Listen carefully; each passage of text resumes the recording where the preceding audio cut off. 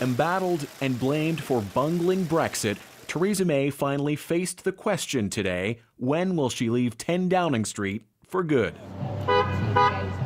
Twice failing to get her divorce deal approved, almost nothing has gone her way.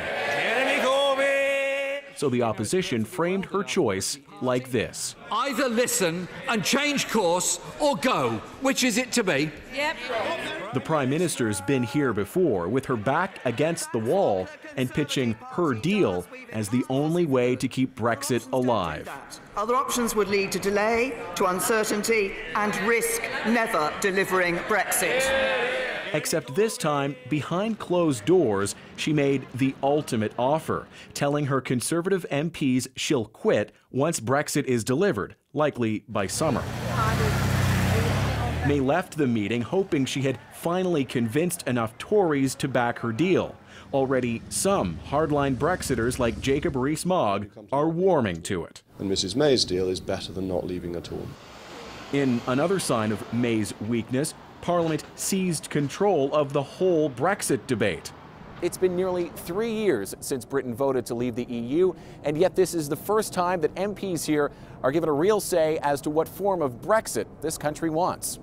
MPs were handed ballots with 8 outcomes, from no deal to a second referendum, asked to vote yes or no to each. It illustrates, I have to say, a failure of a governmental system that we have ended up coming to such important debates at such an 11th hour and 59th minute.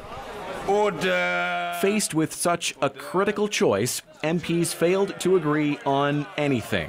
I confess I'm not utterly astonished that after one day's debate, no agreement has been reached. The only option that came close to gaining majority support was to leave the EU but maintain a customs union. It's a move toward a soft Brexit, but still not a final answer. So no agreement yet on any Brexit plan, but MPs will have yet another chance to vote on their top picks next week, hoping finally for a breakthrough, Adrian. Okay, so here's the thing, Thomas. Even though I'm someone who follows this, I still find it hard to follow. So can you tell us definitively what is the next event we need to watch for?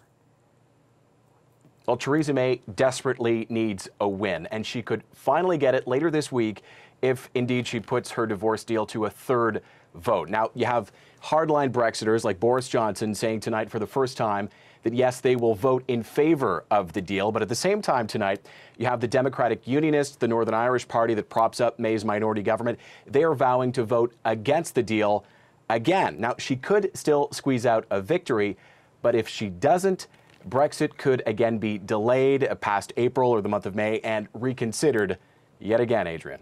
Okay, I definitely need a chart for this. Thomas in London, thanks very much. You're welcome.